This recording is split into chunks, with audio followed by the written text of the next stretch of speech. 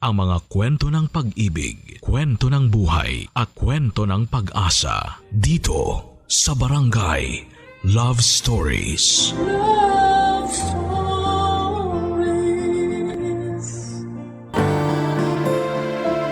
Lahat tayo ay nag-uumpisa sa wala. Lahat tayo ay may first time. Ikaw, kabarangay, ano ang first time na hindi mo makakalimutan? Sino ang nagturo sa'yo sa first time mo? Dear Papa Dudut, gusto ko lang pong i-share sa inyo kung paano sumakit ang ulo ko sa boyfriend kong Simon, 29 years old. Ako nga pala si Lyda, 25 years old. Ako ang first girlfriend at first love ni Mon.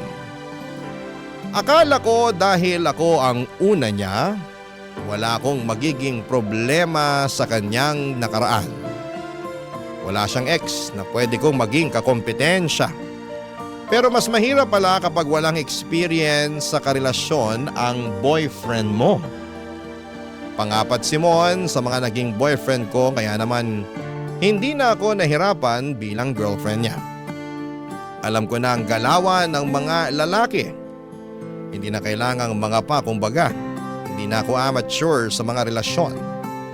Pero ang problema ay si Mon dahil magsisimula pa lang ang experience niya sa relasyon sa akin. Una pa lang, papadudot, ang dami na niyang ekis sa akin.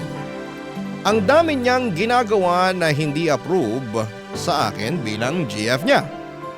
Yung mga ginagawa niya na akala mo tropa lang niya yung kasama niya.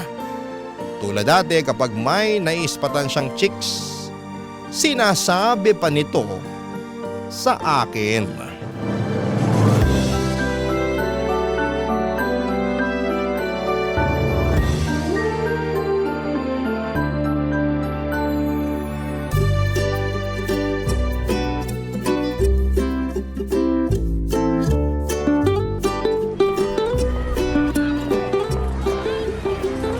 Baby, tignan mo yun oh. Ano yun? Hindi sino? Oh, sino nga? Nakikita mo yung babae doon sa Lotto Outlet? Yung naka-stripes na blouse at maiksing skirt? At may maputing legs. Oh, kilala mo ba yan? Hindi. O ba't kailangan mo pang sabihin sa akin? Ang ganda kasi niya eh. Bagay sa kanya yung suot niya. Kitang-kita yung hubog ng katawan. Sa panalo, maputi oh. Ah, ganun ba? Wow! Nung hinawi niya yung buhok niya, mas nakita pa tuloy yung haba ng leg niya. Ah, talaga? Sa tingin mo, single pa siya? Di ko alam. Kasi kung single pa siya, mas pipilaan pa yan kaysa sa Lotto Outlet.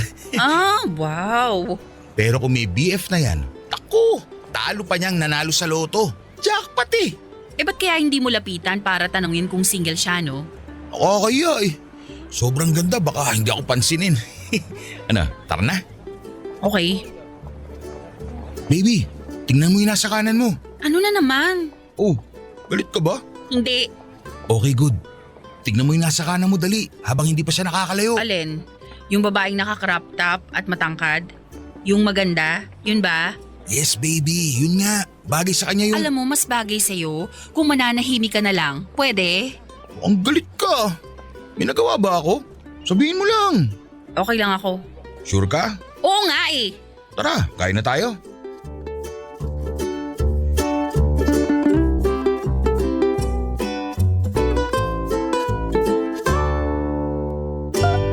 Papadudot, pinaramdam ko talaga na cold ako kay Mo noong araw na yon. Matitipid ang mga sagot ko sa mga katanungan niya at mukhang hindi naman siya nakakahalata. Ang mas lalo pang nagpainit ng ulo ko ay ang panay nitong paglingon sa mga magagandang babaeng nakakasalubong namin. Gusto ko itong iuntog sa pader ng mall kung nasaan kami sa sobrang inis ko sa kanya. Hindi ba niya alam na likas ang pagiging insecure ng isang babae? Hanggang sa pagpunta namin sa apartment niya after naming mag-malling ay cold pa rin ako sa kanya. Dinoble ko pa nga at mabuti naman at nakahalata ito, papadudot.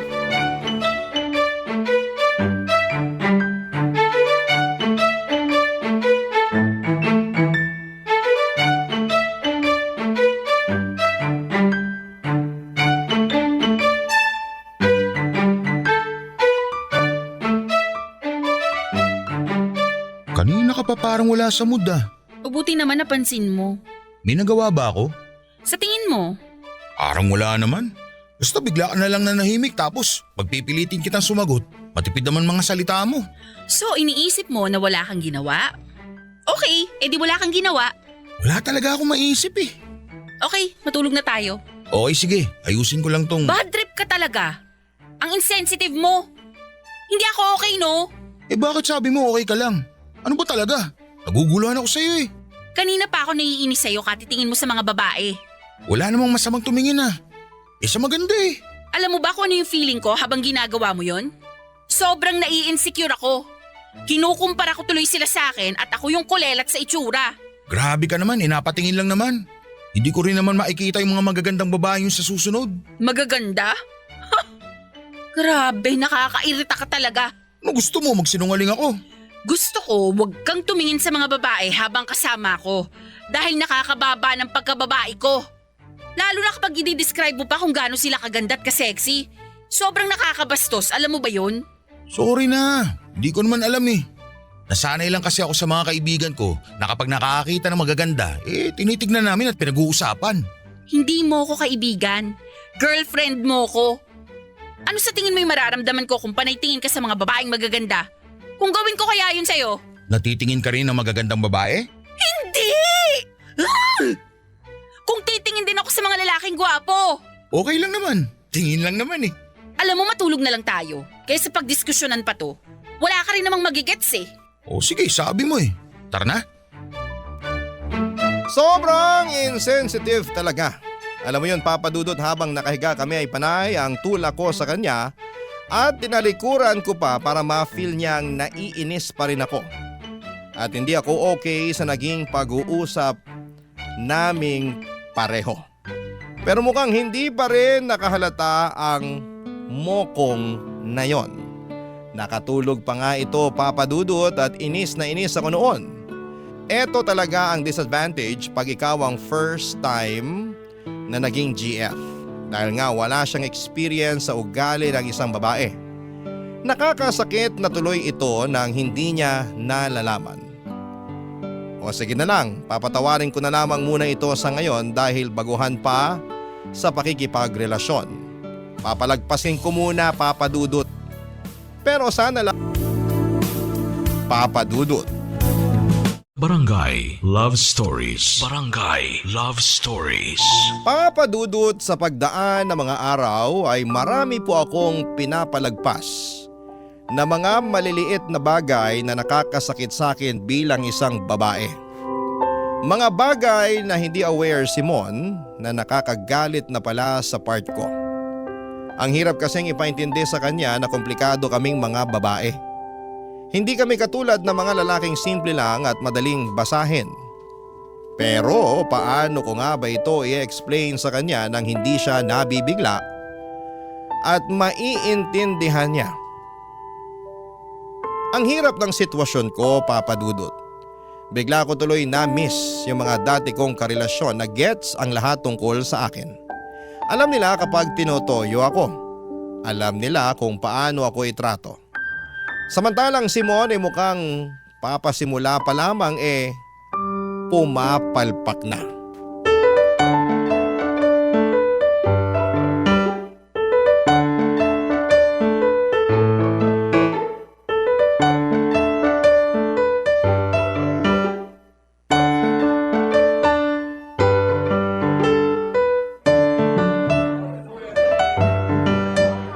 Grabe, naparami ako ng kain. Sobrang sarap nitong sugpo. Ikaw nga halos umubos eh. Rice ka pa? Di na siguro, naninikip na tong pantalon ko eh. Ibukas mo muna yung butones at yung zipper. Maluwag at malaki naman yung t-shirt mo eh. Hindi mahahalata. Baby, Yes baby. mataba na ba ako? Oo baby. Ano?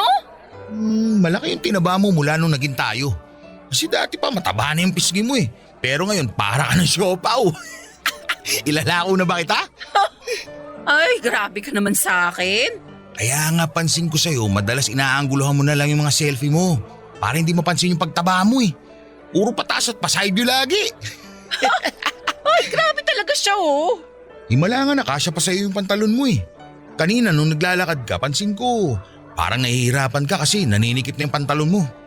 Alam mo next time, mag-leggings ka na lang para hindi halata yung paglaki ng balakang mo. Ah, ganun ba? Tapos huwag ka muna mag-fitted the blouse kasi nakakataba lalong tignan sa'yo. Baka magbuka ka lang sa ako ng patatas. Okay.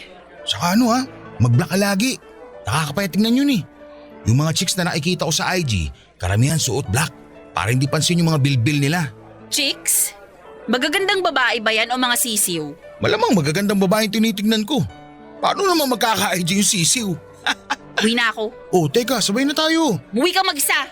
Bye! Teka, galit ka ba? Hindi. Okay. Uwi ka na talaga? Oo! Sige, text mo na lang ako kapag nakauwi ka na. Ingat ha.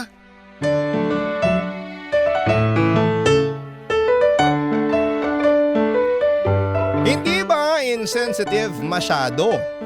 Matapos akong sabihan ng mataba ako hinayaan pa akong umuwi ng mag-isa. Hindi talaga nakaramdam, Papa Dudut. Nakakainis. Kaya naman pagka-uwi ko ng bahay ay nag-post ako ng madadramang quotes at patama sa kanya sa Facebook para makita niya. Nag-chat ito sa akin kung nakauwi na raw ba ako kasi hindi raw ako nagpaparamdam.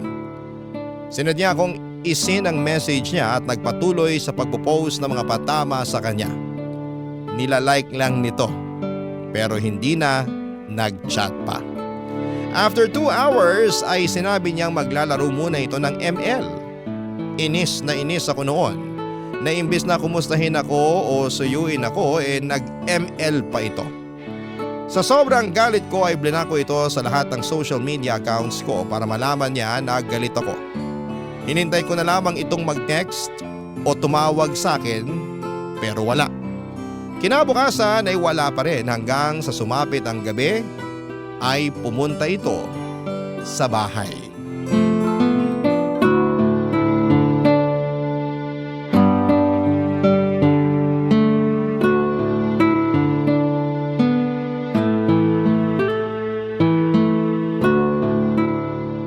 May problema ka ba sa akin, baby?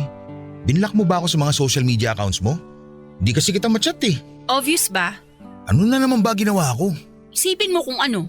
Kagabi ko pa nga iniisip eh. Lalo na nung umalis ka at iniwan mo ako. O sa tingin mo bakit ako umalis?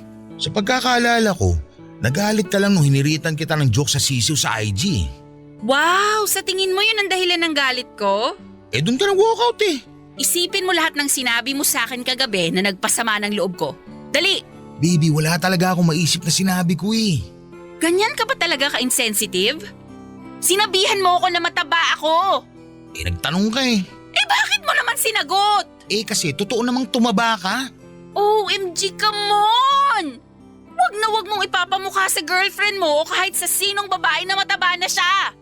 Hindi yun nakakaganda sa pakiramdam namin. Eh nagsabi lang naman ako ng totoo ah. Anong gusto mo, magsinungaling ako? Ganun ba? Hindi pagsisinungaling pero bulahin mo ko. Pag tinanong ko kung mataba na ba ako, sabihin mo sa akin na hindi. Sabihin mo na, hindi kaya ang sexy mo kaya baby, I love you. O mahirap ba yon? Hindi yung papasamain mo yung loob ko habang nagbibigay ka ng tips para magmukha akong payat. Eh sorry na. Hindi ko naman alam eh. Hindi ko naman alam na issue yan sa mga babae. Lagi ka na lang walang alam eh. Kakainis ka na eh. Alam mo bang maraming beses ko nang pinalagpas yung mga kapalpakan mo sa relasyon dahil iniisip ko, first time mo nga naman sa relasyon kaya wala ka pang alam. Pero hindi ko na kaya eh. Sobra na. Eh, anong gusto mong gawin ko? Maghiwalay na tayo. Sure ka ba? Desidido ka na? Oo. Okay, kung yan na nga. Salamat na lang sa lahat ha. Mag-iingat ka lagi. Ano ka ba naman, Mon? Bakit hindi mo ako ilaban? Bakit pumayag ka na lang bigla na maghiwalay na tayo? Eh, yun yung sabi mo eh. Ang babae, kapag nakikipaghiwalay dahil sa mga maliliit na bagay, hindi ibig sabihin nun gusto talaga naming makipaghiwalay. Ang gulo. Hindi ko maintindihan. Gusto lang naming ipaintindi sa inyo na may mali kayong ginawa sa amin kaya kami nakikipaghiwalay. Para kapag na-gets nyo na, saka natin pag-uusapan at susuyuin nyo kami. Bakit hindi mo na lang sabihin ng diretsahan kung ano yung problema o yung maling nagawa ko? Para hindi naman to sa peking breakup. Basta ganun yon. Ganun yon. Ay! Kailangan mo pa talagang matuto sa relasyon at sa mga babae. Di turuan mo ako.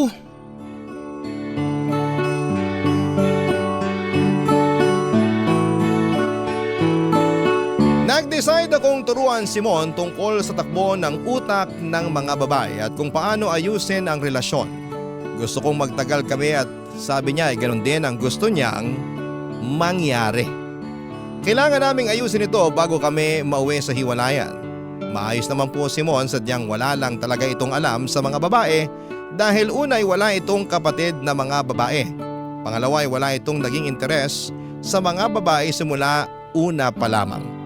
Panay laro lang online, games at pagsama sa mga tropa niyang lalaki kaya medyo flattering din ito sa totoo lang na sa pagiging pihikan niya ako ang napili niya.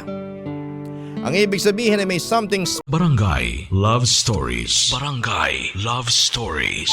Nagsimula na nga akong maging teacher niya pagdating sa pakikipagrelasyon. Nakakatawa pa nga talagang nagmukhang nag-aaral ito dahil may dala pa itong notebook at ballpen para mag-take notes. Na-appreciate ko naman yon, Papa Dudut. Mukha namang gusto niya talagang matuto at natutuwa ako dahil nag-e-effort siyang makilala ako ng mas mabuti.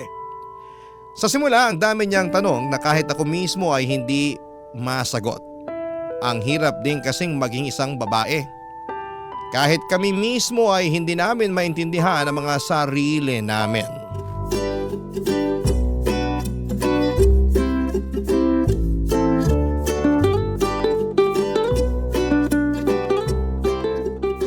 So kapag galit kayo, either malapit na kayong datnan o kaya gutom kayo? At syempre, kapag panay ang tingin mo sa ibang babae, lalo na yung magaganda. Iwasan mo yun, please lang, lalo pag kasama mo ko.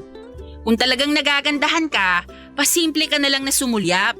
Pero wag mo nang lingunin o tititigan pa. Masakit yun sa amin. Dahil likas sa inyong mga babae ang pagiging insecure, tama ba? Tama.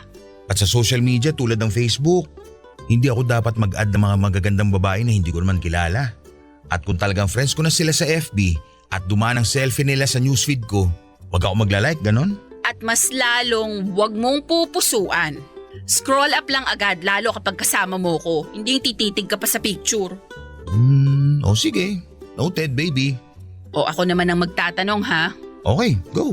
Kung panay okay ang sagot ko sa text o chat, o kaya K lang, anong ibig sabihin nun? Hindi ka talaga okay at minagawa akong mali at kailangan ako yung unang maka-figure out nun. Correct. Kapag tinutoyo ako, anong gagawin mo? Susuyuin at lalambingin ka. At? Bibilan ka ng pagkain? Good. O hindi na ako amateur sa babae Eto, kapag blina kita sa FB ko at iba pang social media accounts ko, anong ibig sabihin at anong gagawin mo? Una, iisipin kong mabuti kung ano yung ginawa ko. Okay, tama. Tapos pwede ko rin balikan yung conversation nating dalawa dahil baka may mga nasabi ako doon na hindi mo nagustuhan. Ayun, tama. At ano pa next? Siyempre, susubukan kitang kontakin sa ibang paraan tulad ng text o tawag o kaya naman mas maganda kung pupunta ako sa'yo para alamin kung ano yung problema. Paano kung ayokong sabihin kung ano yung problema at pinapaalis pa kita? Hindi ako alis. Susuyuin pa rin kita. Kahit hindi mo alam kung ano yung nagawa mo? Magsosorry pa rin ako kasi alam kong na-hurt ka kahit ano pang dahilan yon. Talaga magsusorry ka kahit hindi mo alam kung bakit ako galit? Magsosorry ako ng paulit-ulit kahit hindi ko alam. Mas gusto kong magsorry na lang kesa mawala ka. Sobrang kinilig ako sa huling linya ni Mon. Hindi ko yon tinuro sa kanya, sa kanya mismo nang galing yon. Doon ko napatunayan na mahal nga niya ako dahil mas importante sa kanya na matalo na lamang sa argumento kesa mawala ako sa buhay niya. At syempre para naman fair Papa Dudut ako naman ang humingi ng tips sa kanya para naman maunawaan ko siya. Alam kong may mga naging BF na ako dati pero gusto kong maging mas maayos pa rin kaming dalawa.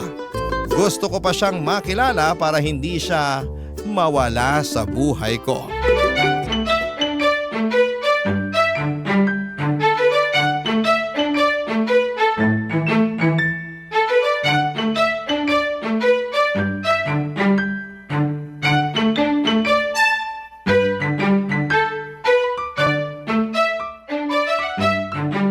O ako naman. Anong ikaw naman? Ako naman ang turuan mo tungkol sa mga lalaki, yung mga dapat kong malaman. Kailangan mo pa ba yun? Nagka-BF ka naman na dati? Syempre, gusto kong madagdagan yung kaalaman ko. Alam kong may mga hindi pa ako alam tungkol sa inyo. Simple lang naman kami mga lalaki. Alam ko, Kapag sinabi naming oo, oo talaga. dyan tayo nagkakaiba kapag sinabi naming oo, hindi talaga ang totoo. Ayaw kasi namin ng komplikado masyado. Alam mo yun, diretsahan lang sana. Kung ano yung laman ng utak mo, sana yun yung sabihin mo. Kasi makukurta ang utak ko kaiisip kung ano ba talaga yung totoo. Kasi kayo mga lalaki, kung ano yung sinabi, yun yung paniniwalaan nyo. Tama ba? Oh, and speaking of paniniwala, baby, kapag sinabi kong maganda ka at sexy ka, please, maniwala ka ha. Alam mo naman kaming mga babae. Kunwari, ayaw ng binobola. Kunwari, hindi naniniwala. Pero deep inside talaga, kinikilig kami. Di lang namin alam isasagot o gagawin sa mga sinasabi nyo. Basta maniwala ka na lang, okay? Pag sinabi kong maganda ka ayon sa standard ko. Kaya nga kita niligawan eh. Dahil maganda lang ako? Yun lang ba ang dahilan kaya mo ako nagustuhan? Babaw ah. Yan ka na naman eh. Nagagalit ka na naman. Ang sa akin lang, maniwala ka na lang lagi kapag sinabi kong maganda ka. Kasi yun yung nakikita ko at hindi kita binobola, no? Kung para sa'yo tingin mo sa sarili mo hindi ka maganda, baguhin mo yan kasi para sa akin maganda ka talaga. Nakakainis kaya sa parte namin mga lalaki na hindi naniniwala yung mga babae sa amin. Di wow. Saka please, alam kong likas ang pagiging insecure yung mga babae. Pero alam mo, nakaka-turn off din yun sa lalaki. Ha? Talaga ba? Bakit? Kasi gusto namin, confident ang babae sa sarili niya. Nakakadagdag kaya ng ganda points yun sa amin. Yung babaeng kayang i-handle ang sarili. Di wag mo akong bigyan ng dahilan ng ikaka-insecure ko. Hindi na. Alam ko na eh. Di I love you. Di I love you too. Walang relasyong perpekto. Pero may relasyong tatagal kahit maraming pagkukulang sa bawat isa. Bakit? Kasi wino-work out nila yung dapat na i-work out. Yun lang naman ang kailangan sa relasyon para mapunta sa forever. Pareho ninyong ayusin, hindi lang ang relasyon ninyo kundi ang mga sarili ninyo. Kaya nga isa sa mga dahilan kung bakit kailangan natin ng karelasyon hindi lang para sa kilig moments, kundi para may mag-inspire sa atin para maging better ang mga sarili po natin. Kami ni Mon, kahit marami pa kaming shortcomings sa relasyon namin, ay hindi pa rin kami bumibitaw at inaayos namin ito hanggat kaya namin. Kaya nga heto, at 5 taon na kaming magkarelasyon ngayon.